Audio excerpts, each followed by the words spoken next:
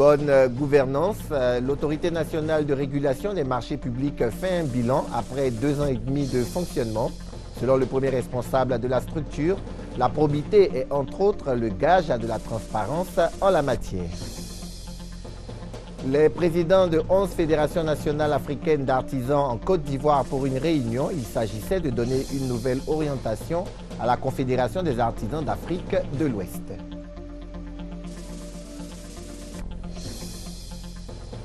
Et puis, hors de chez nous, l'actualité est marquée par le second tour de la présidentielle au Mali.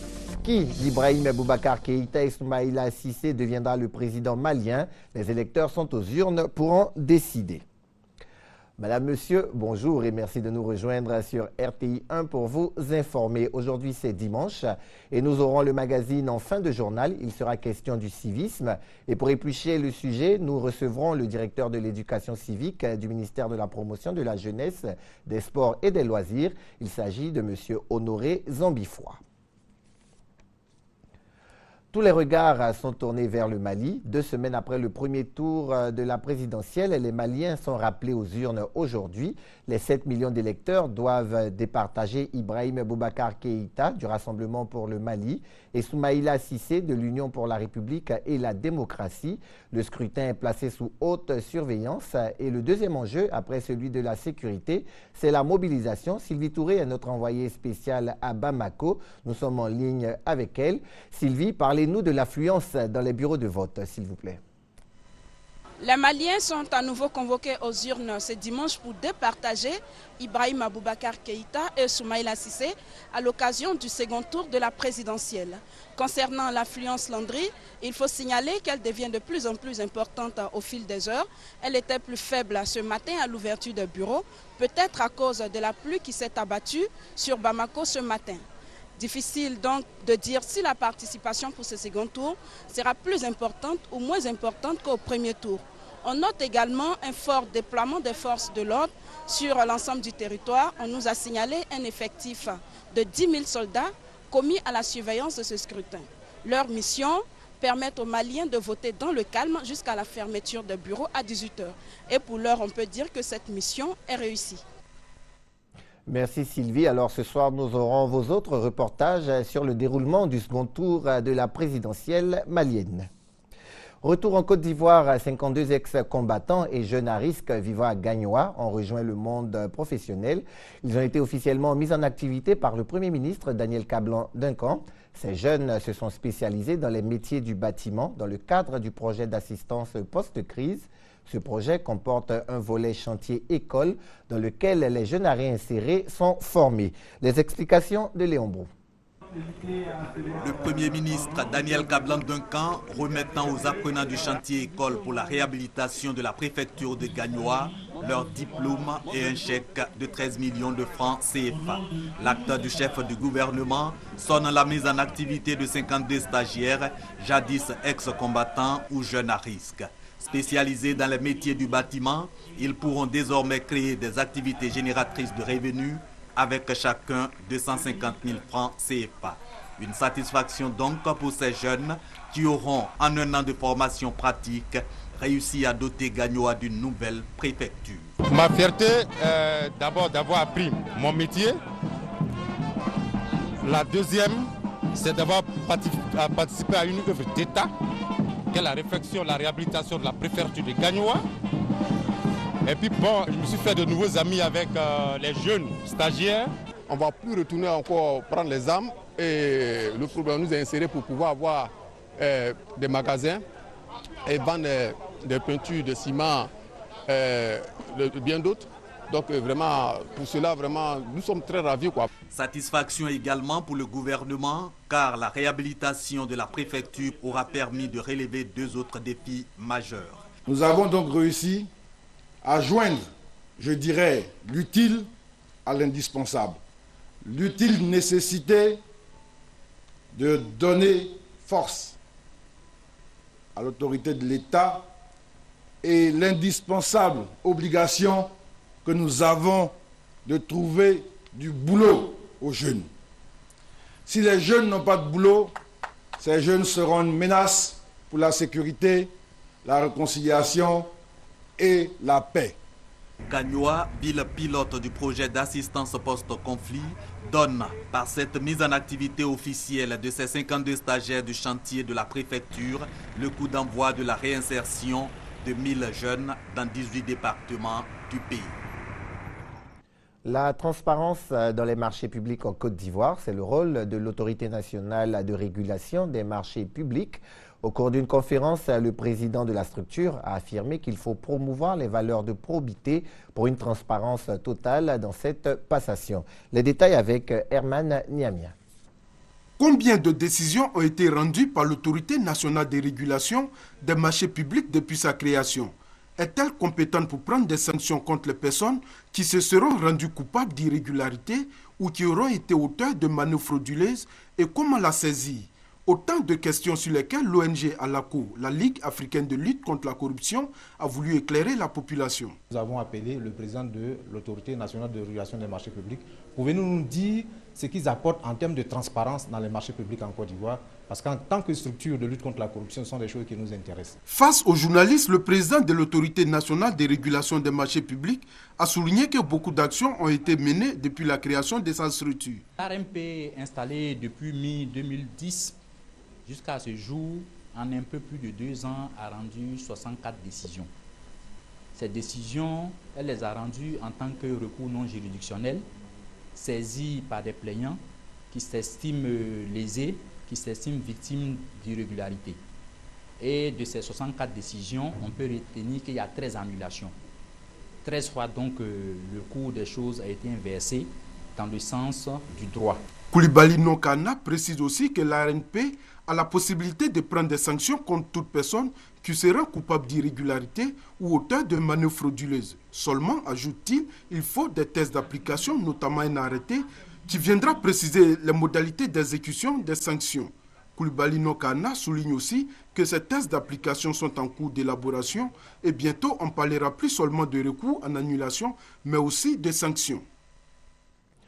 On se rend dans le sud-ouest du pays. Le président du conseil régional de Gbokle, émissaire du président de la République auprès des populations de Sassandra, a annoncé le début des travaux d'achèvement de la résidence du chef du canton Gbokle, un don du président Alassane Ouattara d'une valeur de 30 millions de francs CFA. Le reportage de Serge Gogomin dans un commentaire d'Herman Niamia. 30 millions de francs CFA, c'est ce que vont coûter les travaux d'achèvement de la construction de la résidence du chef du canton Gbokle dans la ville de Sassandra. Le président de la République Alassane Ouattara a accédé à la doléance du ministre Philippe Légré Dakwa, président du conseil régional de Gbokle, qui avait promis d'offrir une résidence décente au chef du canton. Il a été appuyé par l'honorable Fregbo Basile, député de Sassandra. Les travaux de construction ont été lancés par le préfet de région Ernest Boni Kofi et les élus de Sassandra en marge des festivités des 53 ans d'indépendance de la Côte d'Ivoire. Pour moi, c'est une grande joie. En toute sincérité, j'adresse mes sincères remerciements au président de la République. Car quand il promet, il réalise. Le chef du canton Gbokle a fait remarquer que le président du conseil régional a placé au cœur de son programme la révalorisation de la chefferie traditionnelle. Il a donc traduit sa gratitude à Philippe Légré pour la promesse tenue. Ce don du président de la République, en plus de la création de la région du Gbokle et des travaux de réhabilitation de la voirie de Sassandra, ne sont que le début des promesses du candidat Alassane Ouattara, a dit Philippe Légré. De nombreux villages vont recevoir l'eau et l'électricité dans les mois à venir. Philippe Légré Dakba a saisi cette occasion pour informer le chef du canton que le président Alassane Ouattara a reçu la lettre de la chefferie l'invitant à séjourner dans la région et il y a répondu favorablement. Après une décennie de crise, le tourisme ivoirien veut rebondir. Le ministère de tutelle a choisi pour atteindre cet objectif de former les acteurs du secteur. À cet effet, un programme de formation est initié et pour en savoir plus, suivons l'élément de Patricia Oumou. Après 10 années de crise, le tourisme ivoirien enregistre une baisse de régime. C'est le constat fait par les acteurs du secteur.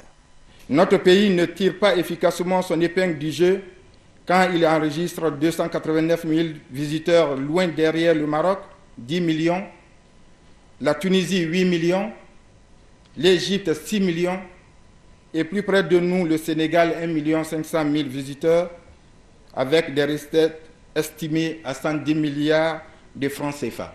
Au nombre des facteurs, le manque de formation des acteurs du tourisme.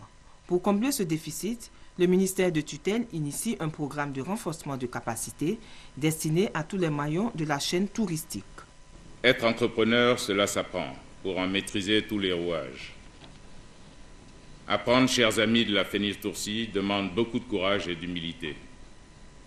N'ayez nulle gêne à apprendre de nouveau, ou à tout le moins de renforcer vos connaissances. Dans le fond, la vie est une école permanente, et le métier que vous avez choisi requiert sans cesse une remise en cause continuelle.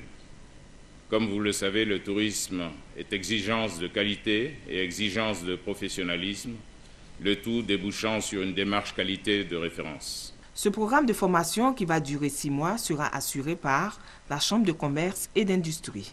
Les bénéficiaires sont les promoteurs et agents des hôtels, restaurants, maquis, agences de voyage et les entreprises de location de véhicules. Direction Port-Bouët pour une campagne de sensibilisation porte à porte sur le VIH-Sida. C'est le gros quartier précaire appelé Village Alachan qui a reçu la visite des équipes de sensibilisation de l'ONG OASA. Serge Gongomé et Chantal Akandan nous en disent plus. Connaissez-vous les méthodes de transmission du VIH? Par les rapports sexuels et puis par les transmissions sanguines aussi. Du porte-à-porte pour sensibiliser les populations de ce quartier précaire de Port-Bouët, appelé Village Alachan. C'est la solution trouvée par l'ONG dénommée Organisation humanitaire d'aide à la santé, OASA, pour réduire les risques d'exposition au VIH-Sida dans les milieux modestes. Quand on dit quartier précaire, il y a tous les vices. Il y a le sida, il y a la prostitution, il y a la drogue, il y a l'alcool. Donc c'est tout ça là qui fait en gros qui va au moins vers la contamination du VIH-Sida. Parce que souvent quand on est saoulé, on n'arrive pas à porter correctement le préservatif. Et quand le préservatif est mal mis, vous savez que ça fait risque de contamination. Pour cette sensibilisation de porte-à-porte au quartier Alachan, l'ONG OASA a bénéficié du soutien de la mairie de Port-Bouët. Appuyée par l'UNICEF, cette ONG se rendra dans les semaines à venir à Gonzagueville, Jean Folly et Vridi-Cité. Il y a 4 jours, la Côte d'Ivoire célébrait son 53e anniversaire. Des échos des festivités de la fête nationale de Côte d'Ivoire dans les localités de Toumoudi, Soubré, Tabou, Guibérois, Bongouanou, Kononfla et Songon. Défilé des élèves, des femmes, des groupements d'entreprises et parades des corps militaires et paramilitaires, tels sont les temps forts qui ont marqué la célébration du 53e anniversaire de l'indépendance de la Côte d'Ivoire à Abiaté 2, un village de la commune de Songon. Occasion pour Goman Soirée, sous-préfet de Songon, d'attirer l'attention des populations sur les réalisations faites par le chef de l'État Alassane Ouattara et le gouvernement en seulement 2 ans d'exercice de pouvoir. Elle a également salué l'engagement du gouverneur du district d'Abidjan à développer la localité à travers les actions qu'il a déjà menées en faveur des différents villages. La Côte d'Ivoire souveraine et indépendante existe il y a aujourd'hui 53 ans. Un événement célébré partout en Côte d'Ivoire. Dans la sous-préfecture de Kononfla, à environ 30 km au nord-ouest de Yamoussoukro, capitale politique du pays, ce 53e anniversaire de la Côte d'Ivoire libre a été fêté. Autour d'Ahui, Jacob Jean-Claude Laverdure, sous-préfet de Kononfla, les différentes communautés de la localité sont sorties. Après les exhortations du sous-préfet à aller à la paix, la réconciliation, tout en les consolidant, les atouts en matière d'agriculture et de culture de la circonscription ont été présentés. Au son de la fanfare et de la musique traditionnelle, les 53 ans d'indépendance ont été un véritable moment de communion fraternelle que tout le monde redemande. À Bongouanou, le 53e anniversaire de l'indépendance de la Côte d'Ivoire a mobilisé autour du préfet toutes les couches socio-professionnelles avec à leur tête les chefs coutumiers du département. Après la revue des troupes, composée d'unités de forces de défense et de sécurité nationale, le préfet Nemelin Henriette a plaidé pour l'union des fils et filles de la région du Moronou autour de l'idéal de développement.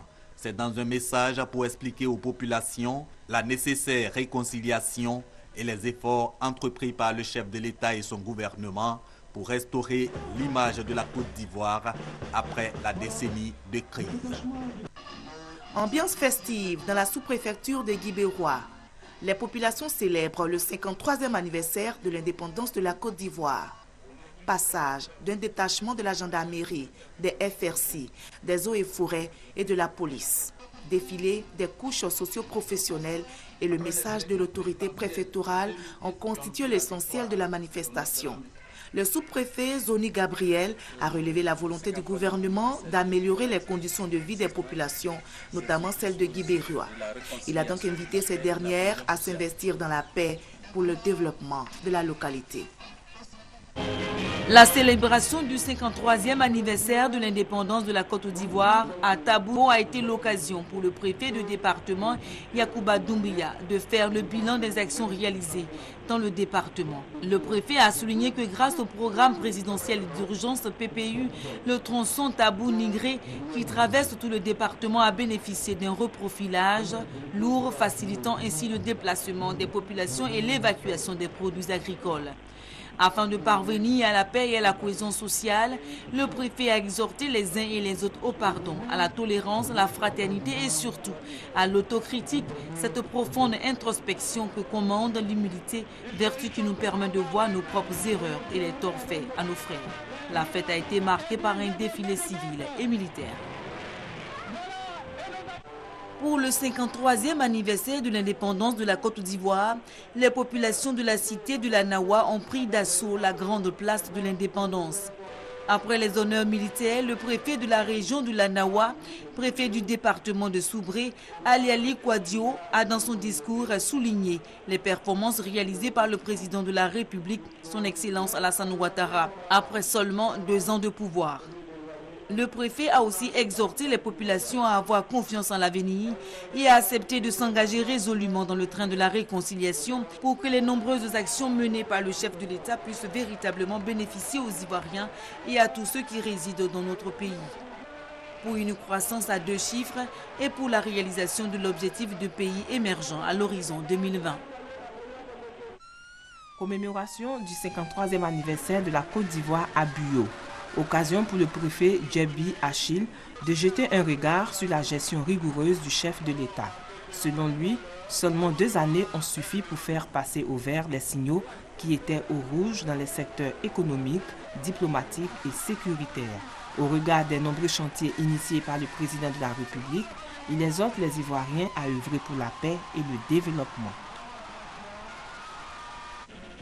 Revue des troupes par le préfet, défilé des forces vives du département pour exprimer leur attachement à la souveraineté de la Côte d'Ivoire. À Toumoudi, où le préfet du département s'est réjoui de la normalisation de la vie publique, du retour des investisseurs et des institutions financières internationales en Côte d'Ivoire, pays qui renoue sous l'ère du président Alassane Ouattara avec les grandes infrastructures économiques. En indiquant comme exemple le pont Henri Konan Bédié et l'autoroute Abidjan-Kambassam, le préfet Koulibaly Nando a dit aux populations de Toumoudi la détermination du gouvernement à assurer le bien-être aux Ivoiriens. Ici à Abidjan, hier, le ministère de la Solidarité, de la Famille, de la Femme et de l'Enfance a organisé dans le hall de la Caisse de stabilisation au Plateau un déjeuner d'excellence pour les femmes leaders de Côte d'Ivoire. La ministre de la Solidarité, Anne-Désirée Ouloto, a saisi cette occasion pour encourager les femmes à accéder aux postes de responsabilité. Elle plaide également pour une meilleure représentativité des femmes dans les instances décisionnelles du pays. On en parle avec Gabriel Zani. 25 femmes sur les 255 députés que compte le Parlement ivoirien. 11 femmes élues maires récemment et 5 femmes sur les 29 ministres du gouvernement. La parité pour le partage des postes de décision en Côte d'Ivoire a du chemin. Les femmes réunies ce samedi matin à la Caisse de stabilisation au Plateau, à l'invitation du ministère de la Solidarité, de la Famille, de la Femme et de l'Enfant, l'ont reconnu et sont prêtes à relever le défi. Sans une participation active des femmes et la prise en compte de leur point de vue à tous les niveaux de la prise de décision, les objectifs d'égalité, de développement et de paix sont impossibles à réaliser. Déjeuner d'excellence, mais aussi lobbying auprès des partenaires dont les actions en faveur de l'amélioration des conditions de la femme sont connues de tous. Les invités d'honneur se sont donc engagés à aider les femmes leaders de Côte d'Ivoire. Le 28 novembre 2012, en présence d'une trentaine d'entre vous, sous le parrainage de la grande chancelière, la Banque mondiale, par ma voix, lançait les consultations sur le genre en Côte d'Ivoire. Pourquoi la Banque mondiale s'intéresse au genre ? En son temps, j'avais donné la réponse qu'un pays ne peut pas se développer sans sa moitié.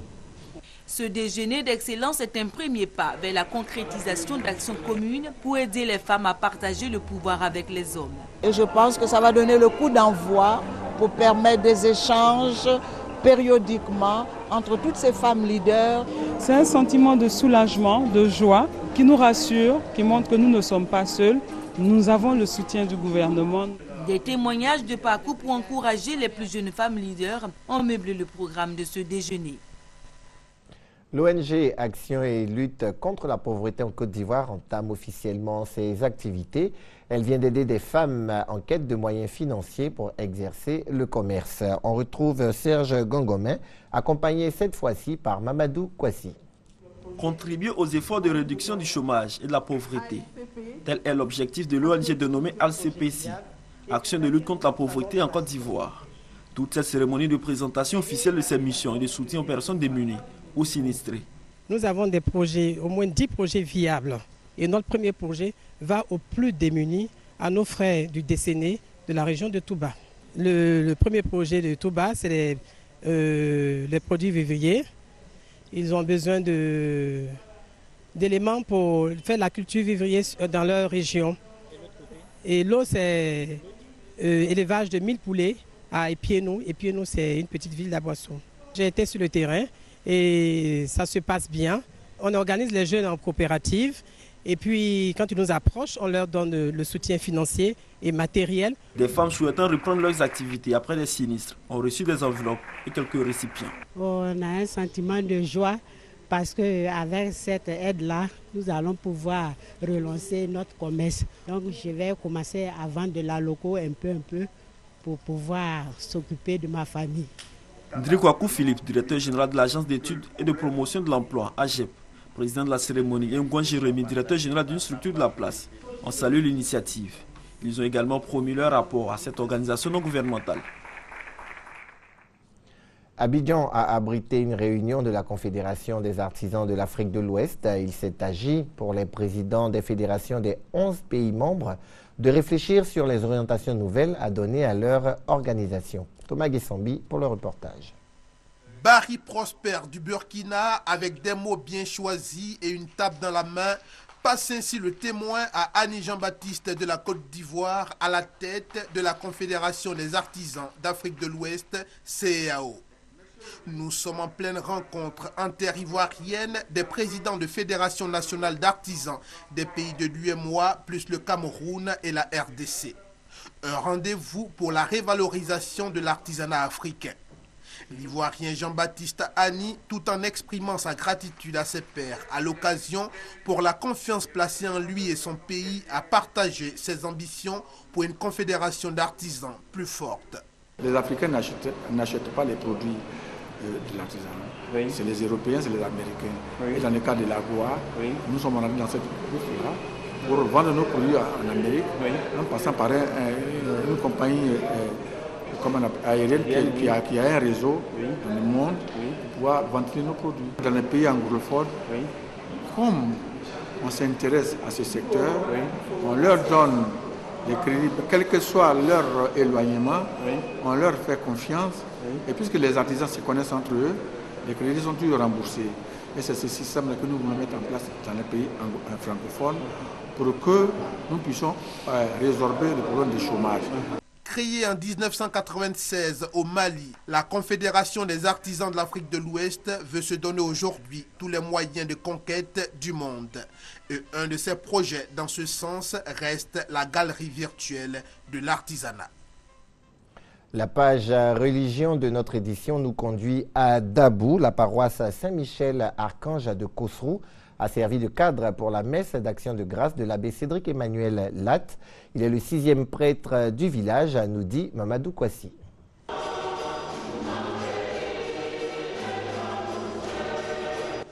Ordonné prêtre le 2 février 2013, l'abbé Cédric Emmanuel Latte a choisi son village natal de Kossourou pour sa première messe d'action de grâce. Il avait à ses côtés parents, amis et connaissances venus de partout pour le soutenir dans l'œuvre de Dieu qu'il a entamée. 6e prêtre de Kossourou, le père Cédric Latte a reçu des fidèles bénédictions et encouragements. Je suis venu dire merci à Dieu pour tout ce qu'il a fait pour moi. Je suis venu élever la coupe du salut pour prier pour ce peuple adjoukrou de Kossourou. Je suis venu demander au Seigneur la paix pour ce village, l'unité pour les chrétiens de ce village. Je suis venu demander les grâces et les bénédictions de Dieu pour tous ceux qui habitent ce village. Les filles et fils de Kossourou ont loué le Seigneur pour leur avoir donné un 6e prêtre. Dans ce village, nous ne sommes pas les meilleurs modèles de l'union. Et chaque fois qu'un prêtre sort de ce village, nous n'en avons pas eu beaucoup, c'est le 6e. Chaque fois, c'est une occasion pour nous retrouver, pour nous rassembler et pour souhaiter être plus rassemblés, encore être plus unis. C'est dans l'unité que nous pouvons aider notre village. Et donc, de ce point de vue, nous sommes très, très, très heureux. Plusieurs communautés religieuses du grand département de Dabou ont pris part à la messe. Et en sport, les mondiaux de l'athlétisme ont démarré hier en Russie. Sébastien Ouyen se propose de nous faire revivre la cérémonie d'ouverture. Kiplagat, bientôt 34 ans, a poursuivi à l'occasion de son 9e marathon la tradition de ses compatriotes qui excellent sur la plus longue des distances olympiques, alors que l'Italienne Straneo a obtenu à 37 ans son premier podium majeur. La Kenyane Edna Kiplagat a réussi à conserver son titre du marathon aux mondiaux 2013 d'athlétisme de Moscou. Son temps, 2h25 minutes 44 secondes. L'Italienne Valeria Straneo, 2h25 minutes 58 secondes. Et la Japonaise Kayoko Kushuma, 2h27 minutes 45 secondes. Sur les 10 000 mètres, le Britannique Mo Farah, très attendu, a réussi à faire oublier Ibrahim Jailan, le champion en titre. Mo Farah a été tout simplement exceptionnel. Il termine en beauté en 27 minutes, 21 secondes, 71 centièmes. La seule médaille qui manquait à son palmarès. L'Ivoirien Huya Wilfried Kofi, au 100 mètres hommes, n'a pu se qualifier face au monstre de la discipline, Usain Bolt. Cette première journée a été également marquée par la cérémonie officielle d'ouverture des championnats mondiaux d'athlétisme de Moscou 2013.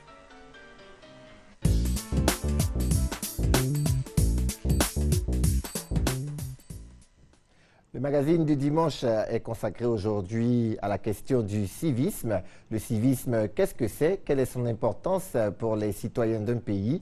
Que doit faire l'État pour inculquer ses valeurs aux populations? Des éléments de réponse avec Herman Niamien avant de recevoir notre invité du jour. Le civisme désigne le respect, l'attachement et le dévouement du citoyen pour son pays ou pour la collectivité dans laquelle il vit. Cela s'applique en particulier à l'institution qui représente cette collectivité, à ses conventions et à ses lois. Plus généralement, le civisme est le dévouement pour l'intérêt public, pour la chose publique. Le civisme nécessite une conscience politique et implique la connaissance de ses droits en tant que citoyen ainsi que de ses devoirs vis-à-vis de la collectivité. En Côte d'Ivoire, le ministère de la Promotion de la Jeunesse, des Sports et Loisirs, en charge de la promotion de ces valeurs républicaines, initie des actions dans ce sens. Notamment le salut aux couleurs nationales et des colonies de vacances pour les tout-petits, des colonies au cours desquelles on leur inculque les valeurs républicaines. Alors nous sommes en compagnie du directeur de l'éducation nationale. Bonjour Monsieur Zambi. Bonjour Monsieur Landry. Alors Monsieur Zambi, notre confrère Herman a essayé de nous donner une définition du civisme. Est-ce que vous pouvez la compléter? Bon, avant de la compléter, je crois que c'est le directeur de l'éducation civique. Le directeur de l'éducation civique, ok. Je crois que votre collègue a parfaitement raison. Le civisme, c'est le respect que l'on doit, que le citoyen doit à la République. c'est la vertu qui qualifie la bonne conduite du citoyen envers la République, envers les collectivités nationales. Donc, le civisme, ce n'est pas quelque chose que l'on peut toucher, hein? C'est un peu abstrait. C'est abstrait, et puis ce n'est pas quelque chose d'inné, parce que c'est pourquoi nous parlons de culture civique, c'est-à-dire c'est au cours de la formation, au cours des ateliers, c'est pourquoi nous parlons aussi d'éducation à la citoyenneté, la formation à la citoyenneté. D'accord. Donc quelqu'un qui n'a pas reçu de formation, on ne peut pas lui demander des actes de civisme. Oui, quand je parle de formation, il faut voir cette formation, parce que quand on parle d'éducation, il y a peut-être l'éducation conventionnelle, formelle qu'on fait dans les classes, à l'école, que l'éducation nationale gère, mais il y a l'éducation non formelle que nous faisons au ministère de la Jeunesse, de la promotion de la jeunesse, des sports et loisirs. Il y a l'éducation informelle qui est en direction des associations et des groupes de jeunesse qui sont dans les quartiers et dans les villes. Donc, par toutes ces actions qui sont qualifiées d'éducation populaire, d'éducation permanente, nous faisons aussi le civisme. Donc, les conférences, les ateliers de formation. Pour répondre précisément à votre question, je pense que quand on voit tous ceux qui ont déjà fait l'école, ils ont fait l'instruction civique. En plus de cela, il y a toutes les actions que nous menons, voilà, et qui amènent les citoyens à s'acclimater avec la culture civique. Justement, donc ça veut dire qu'il y a des actes que nous posons, des actes simples, qui sont des actes de civisme. Oui, des actes simples. Je veux prendre par exemple ne pas verser des ordures dans la rue. Oui, c'est un acte de civisme. Oui, quand je prends l'un des volets de notre action qui concerne surtout le volet écologique. Parce que le civisme, il y a un volet démocratique, c'est-à-dire la formation à la démocratie, mais il y a la formation aussi à l'environnement.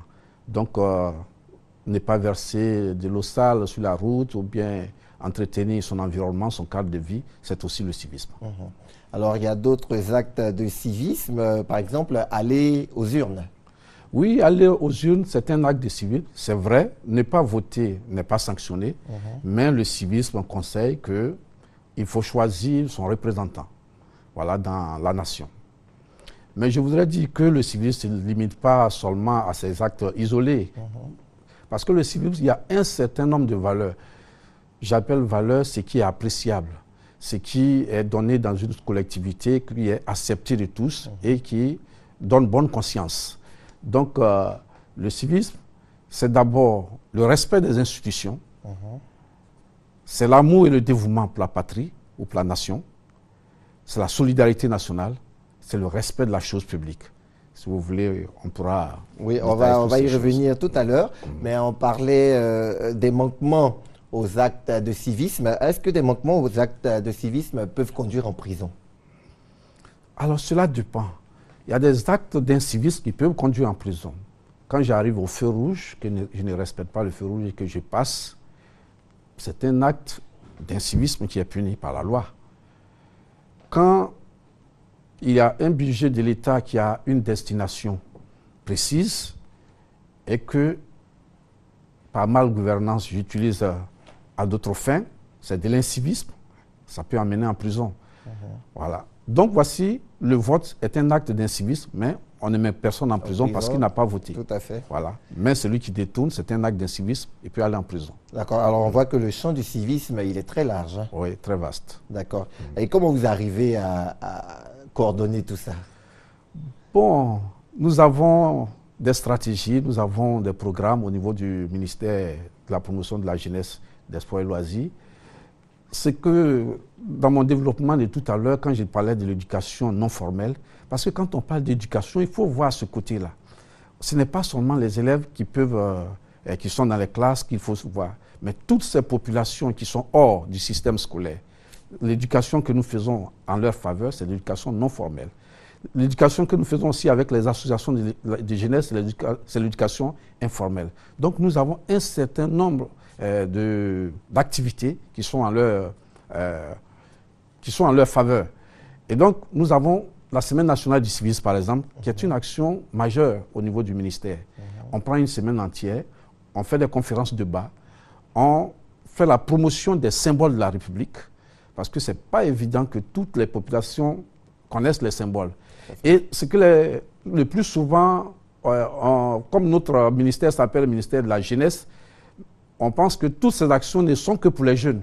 Mais je voudrais dire qu'en matière de civisme, ça s'adresse à toutes les populations.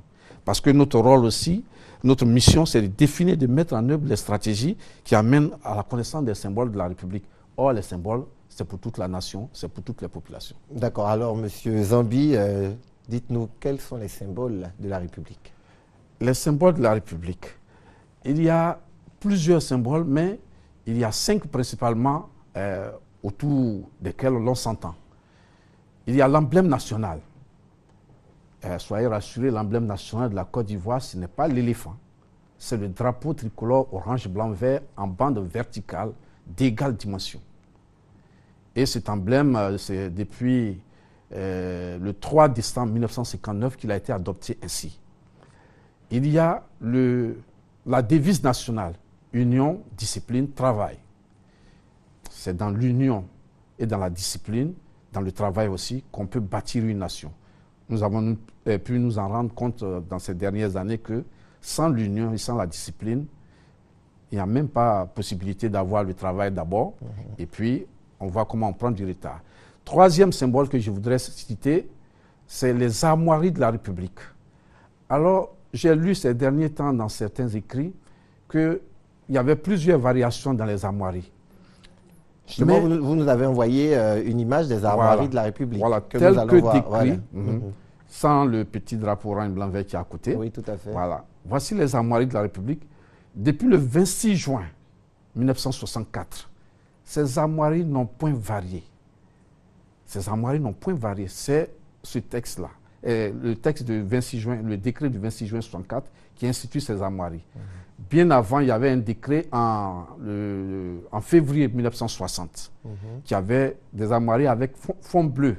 Là, on parlait d'azur, mais là, c'est le blason de Sinope, c'est-à-dire la couleur verte. D'accord. Est-ce que ces armoiries ont une signification? Tout à fait. Les armoiries communiquent un idéal.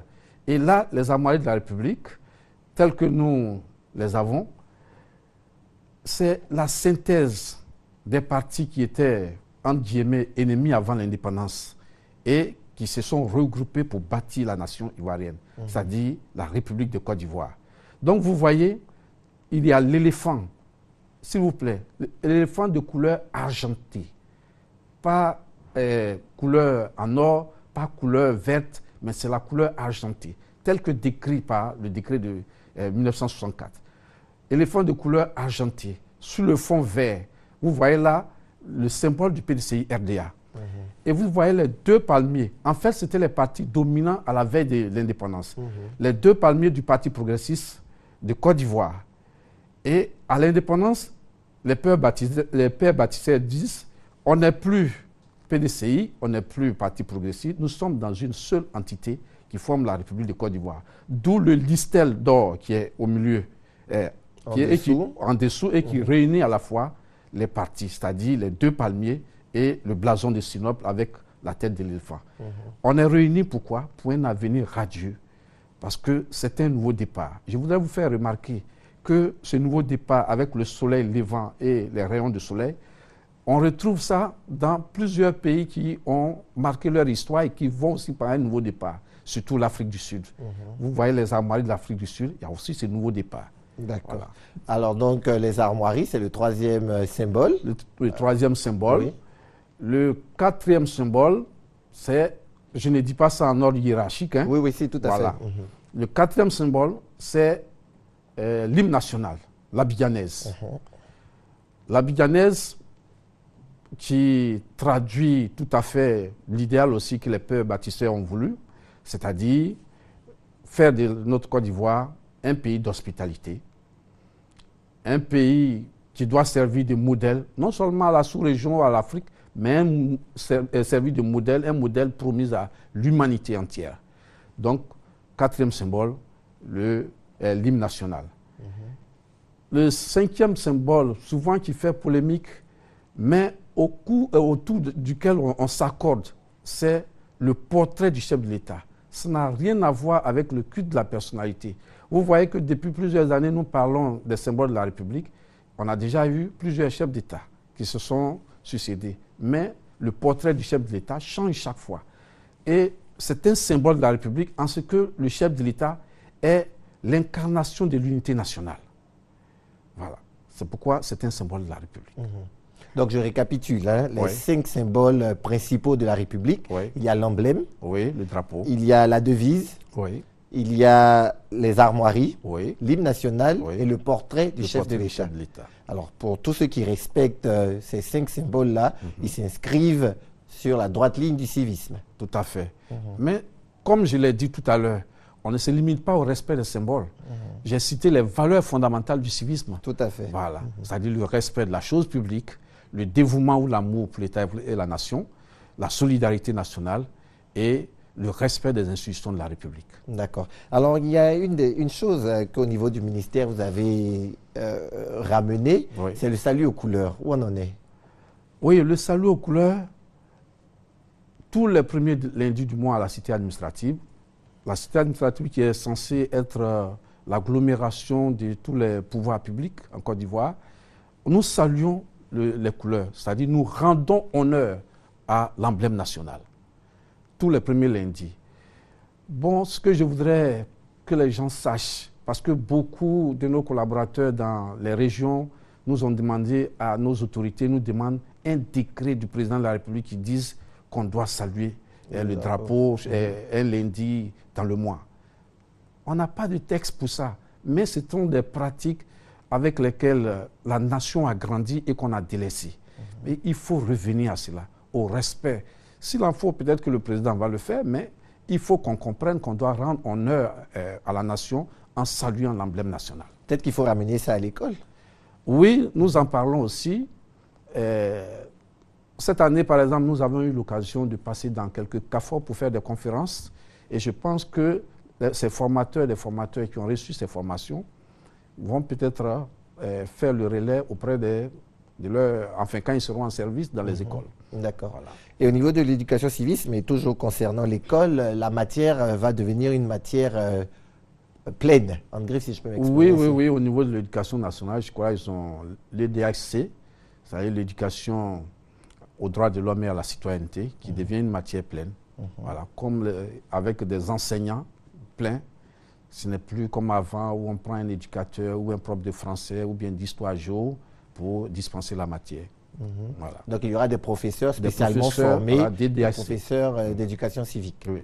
D'accord. Alors, M. Zombi, 15 minutes, ça passe vite. Les 15 minutes qui nous sont imparties sont bientôt achevées. Ouais. Alors, qu'est-ce qu'on doit retenir de votre département?